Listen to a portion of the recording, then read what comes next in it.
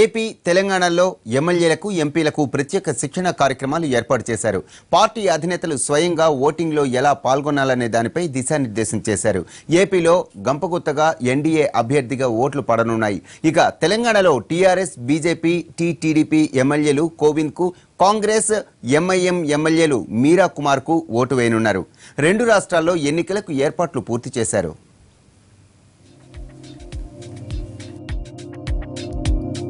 రాష్ట్రపతి ఎన్నికలకు ఏపీ సన్నద్దమైంది. అధికార ప్రతిపక్ష పార్టీలు రెండు ఎన్డీఏ అభ్యర్థి రామ్నాథ్ కోవింద్కే మద్దతిస్తుండడం, మిగిలిన విపక్షాలకు ఎమ్మెల్యేలు లేకపోవడంతో రాష్ట్రపతి ఎన్నికల్లో ఏపీకి సంబంధించినంత వరకు వార్ వన్ సైడ్ అనే చెప్పాలి.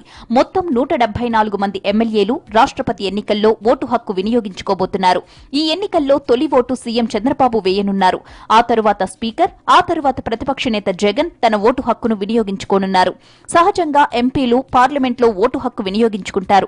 అయితే ఎన్నికల సంఘం నుంచి ప్రత్యేక అనుమతి తీసుకున్న ఎంపీ రాయపాటి మాత్రం అసెంబ్లీలో ఓటు హక్కు వినియోగించుకోనున్నారు. ఇక వైసీపీ ఎమ్మెల్యే బాల్ నాగిరెడ్డి అనారోగ్యం కారణంగా స్ట్రెచర్పై వచ్చి ఓటేయబోతున్నారు. అసెంబ్లీలోని కమిటీ హాల్ నెంబర్ 1లో ఓటింగ్ కు కావలసిన ఏర్పాట్లు చేసింది ఎన్నికల సంఘం. సీక్రెట్ ఓటింగ్ కావడంతో అన్ని ఏర్పాట్లను పూర్తి చేసింది ఎన్నికల సంఘం. ఇప్పటికే రాష్ట్రపతి ఎన్నికల ఓటింగ్ కు సంబంధించి టీడీపీ నేతలకు అవగాహన కూడా కల్పించారు సీఎం చంద్రబాబు. మరోవైపు వైసీపీ నేతలకు జగన్ దిశానిర్దేశం చేశారు.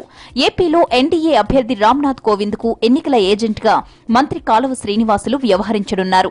ఏపీలో టీడీపీ, వైసీపీ, బీజేపీ మినహా మిగతా పార్టీలకు చోటు లేకపోవడంతో యూపీఏ అభ్యర్థి మీరా కుమార్ తరపున ఏజెంట్ గా ఎవ్వరినీ నిలపలేని పరిస్థితి.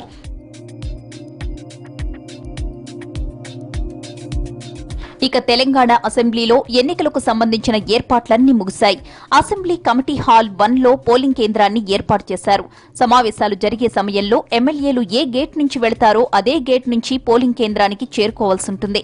ఓటు హక్కు వినియోగించుకోవడం ఒకెత్తైతే వేసిన ఓటు చెల్లుబాటయ్యేలా చేసుకోవడం ఇప్పుడు ప్రధానం.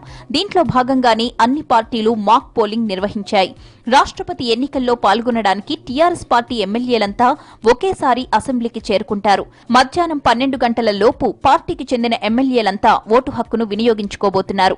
టీఆర్ఎస్ తో పాటే బీజేపీ ఎమ్మెల్యేలు కూడా ఒకేసారి అసెంబ్లీకొచ్చి ఓటు హక్కును వినియోగించుకుంటారు. ప్రధాన ప్రతిపక్షం కాంగ్రెస్ కూడా తన పార్టీ ఎమ్మెల్యేలందరితో సీఎల్పీలో సమావేశమైన తరువాత నేరుగా పోలింగ్ కేంద్రానికి వెళ్లి ఓటు హక్కును వినియోగించుకోనున్నారు. రాష్ట్రపతి ఎన్నికలకు రెండు రాష్ట్రాలు పూర్తిగా సిద్దమయ్యాయి. అధికార యంత్రాంగమంతా పోలింగ్ కు ఏర్పాటు చేసింది. ఇక రాష్ట్రపతి అభ్యర్థులు కూడా ఎన్నికల ప్రచారాన్ని ముగించారు. ఇప్పుడు ఓటర్లంతా ఓటు హక్కు వినియోగించుకునేందుకు సిద్దమయ్యారు.